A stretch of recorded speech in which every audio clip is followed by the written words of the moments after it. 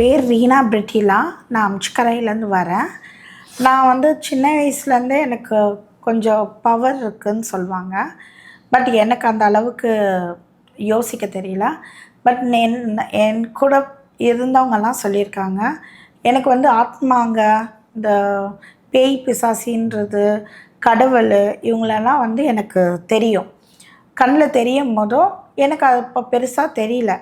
ஆனால் இப்போ ஜெயலலிதா அம்மா வந்த உடனே தான் என்னோடய ஸ்ட்ரென்த்து என்ன, நான் யாருன்றது ஜெயலலிதா அம்மா சொல்லி தான் எனக்கு தெரியும். அதுக்கு முன்னாடி எனக்கு தெரியாது. சரிங்களா?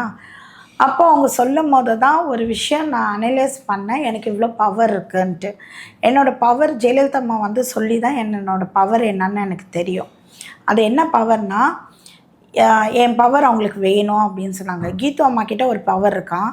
அதே மாதிரி என்கிட்ட ஒரு பவர் இருக்குது. அந்த பவர் வந்து அவங்க யாகம் பண்ண போகிறாங்களாம். அவங்க வந்து அவங்க ஆத்மா ஒன்றும் மேலே போகலை. அவங்க ஆத்மா வந்து கீழே தான் இருக்குது. ஜெயலலிதா அம்மா ஆத்மா வந்து கீழே தான் இருக்குது. இன்னும் அவங்க மேலே போகலை.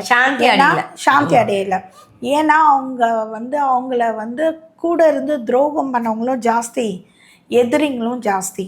ஸோ இவங்களெல்லாம் அழிச்சிட்டு தான் அவங்க மேலே வரணும்னு நரசிம்மர் கடவுள்கிட்ட வரம் கேட்டு இங்கே இருக்கிறாங்க.